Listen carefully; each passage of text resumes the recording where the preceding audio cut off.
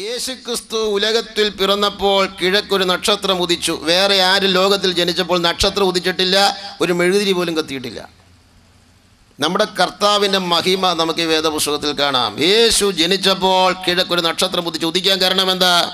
ബിലയാം പ്രവചിച്ചിട്ടുണ്ട്, യാക്കോബിൽ നിന്ന് ഒരു നക്ഷത്രം ഉദിക്കും. സംഖ്യാപുസ്തകത്തിൽ ബിലയാം ഇങ്ങനെ പ്രവചിച്ചു, യാക്കോബിൽ നിന്ന് ഒരു നക്ഷത്രം ഉദിക്കും, ഇസ്രായേലിൽ നിന്ന് ഒരു ചെങ്കോൽ ഉയരും.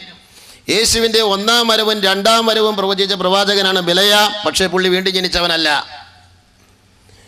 യാക്കോബിൽ നിന്ന് ഉദിച്ച നക്ഷത്രമാണ് ബേത്ലഹേമിൽ ഭൂജാതനായ ക്രിസ്തു.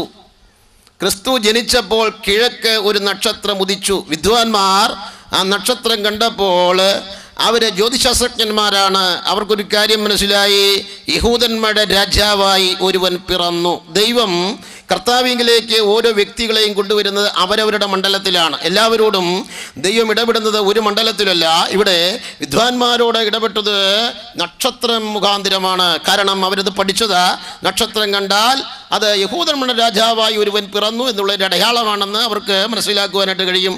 പക്ഷേ യേശുക്രിസ്തു ജനിച്ച ആ രാത്രി ബോവസിൻ്റെ വയലിൽ ആടുകളെ കാവൽ കാത്ത് കിടന്ന ആട്ടിടയന്മാർക്ക് നക്ഷത്രം ഉദിച്ച് അവർ യേശുവിൻ്റെ അടുക്കൽ വരികയല്ല. ഒരു നക്ഷത്രം ഉദിച്ചവർക്ക് കാണിച്ചു കൊടുത്താൽ അവർക്ക് യേശുവിൻ്റെ അടുക്കൽ വരുവാൻ കഴിയുകയില്ല.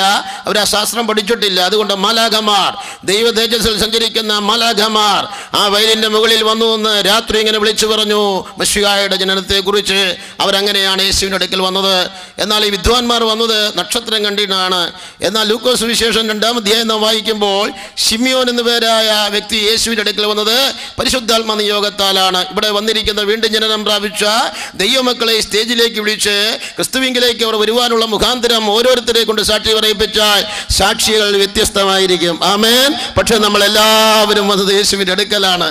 യേശുവിൻ്റെ അടുക്കൽ വന്നവർക്ക് ഞാൻ ദൈവത്തെ സ്തുതിക്കുന്നു. ഇവിടെ വിദ്വാൻമാർ കിഴക്ക് നക്ഷത്രം കണ്ടു. അവർ യേശുവിൻ്റെ അടുക്കൽ വന്നപ്പോൾ ഏകദേശം 2 വർഷമായി. ചൈനയിൽ നിന്നോ ഇന്ത്യയിൽ നിന്നോ ആണ് ഈ വിദ്വാൻമാർ വന്നതെന്നാണ് പണ്ഡിതന്മാരുടെ അഭിപ്രായം. കിഴക്ക് ഭാഗത്താണല്ലോ യെരുശലേമിനുള്ള മതത്തിൽ ചൈനയും ഇന്ത്യയും സ്ഥിതി ചെയ്യുന്നത്. അവര് 2 വർഷമായി യേശുവിൻ്റെ അടുക്കൽ വന്നപ്പോൾ നക്ഷത്രം ഉദിച്ചത് രാത്രിയാണ്. അവർ രാത്രിയിൽ തന്നെ യേശുവിനെ കാണുവാൻ വേണ്ടി പുറപ്പെടുകയാണ്. അവർ രാത്രി മുഴുവൻ സഞ്ചരിക്കും. ഒട്ടപ്പുറത്തായിരിക്കണം ഒരു പക്ഷേ അവർ യാത്ര ചെയ്തത്. രാത്രി മുഴുവൻ അവർ സഞ്ചരിക്കും. നേരം വെളുക്കുമ്പോൾ അവർ എവിടെയെങ്കിലും കിടന്നുറങ്ങും. വീണ്ടും രാത്രിയാകുമ്പോൾ അവർ യാത്ര ചെയ്യും. രാത്രി മുഴുവൻ അവരുടെ യാത്രയാണ്. പകൽ അവർ വിശ്രമിക്കുകയാണ്. അങ്ങനെ 1 വർഷം അവർ വിശ്രമിച്ചു, 1 വർഷം അവർ യാത്ര ചെയ്തു. ശ്രദ്ധിക്കുക, അങ്ങനെ എല്ലാ രാത്രികളിലും തുടർമാനമായി അവർ യാത്ര ചെയ്യുകയാണ്. രാത്രിയാകുമ്പോൾ ഈ നക്ഷത്രം അവർ കാണും. നക്ഷത്രം അവർക്ക് മുമ്പായി പോയിക്കൊണ്ടിരിക്കുകയാണ്. ഈ നക്ഷത്രമാണ് അവർക്ക് സന്തോഷം നൽകിയത്. ആമേൻ. അങ്ങനെ 2 വർഷത്തെ യാത്രയിൽ അവരുടെ മനസ്സിൽ വളരെ ക്ഷീണം സംഭവിക്കാമായിരുന്നു. മടങ്ങിപ്പോകുവാൻ സാധ്യതയുണ്ട്. പ്രതികൂലങ്ങൾ നിറഞ്ഞതായ യാത്രയിൽ, കൊള്ളക്കാർ പതിയിരിക്കുന്ന ഈ യാത്രയിൽ, ദേശമായി മാറി, സംസ്കാരം മാറി, ഇവരെ ഭക്ഷണശൈലി മാറി യാത്ര ചെയ്യുന്ന ഈ യാത്രയിൽ നിരാശരായി മടങ്ങിപ്പോകാതെ അവർ മുമ്പോട്ട് പോകുവാൻ കാരണം യേശുക്രിസ്തുവിന്റെ നക്ഷത്രമാണ്. ആമേൻ.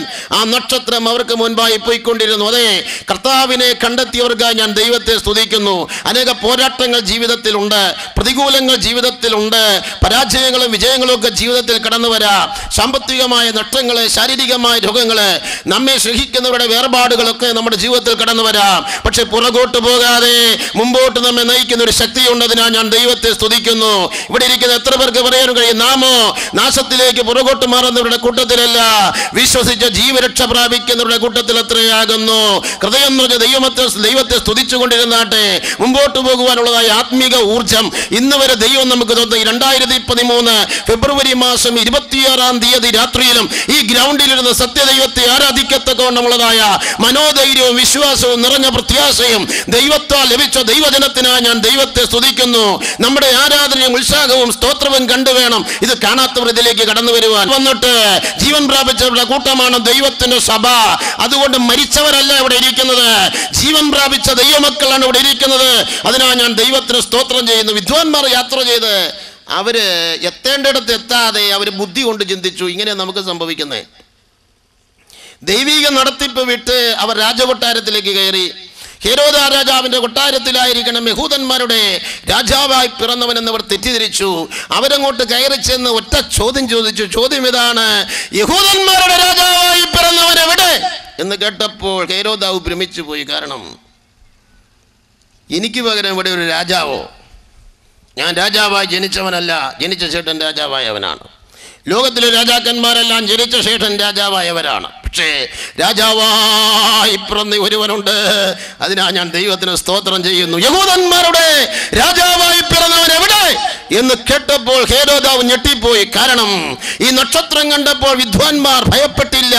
എന്നാൽ ഹേരോദാവ് ഭയപ്പെടാൻ കാരണം ഹേരോദാവ് മശിഹായെ കാത്തിരിക്കാത്തവനാണ്. യേശുവിനെ കാത്തിരിക്കാത്തവർ യേശുവിന്റെ വരവ് കേൾക്കുമ്പോൾ ഭ്രമിച്ചോടും. എന്നാൽ യേശുവിനെ കാത്തിരിക്കുന്നവർക്ക് അവന്റെ വരവ് കേൾക്കുന്നത് വലിയ സന്തോഷമാണ്. യഹൂദന്മാരുടെ രാജാവായി പിറന്നവൻ എവിടെ?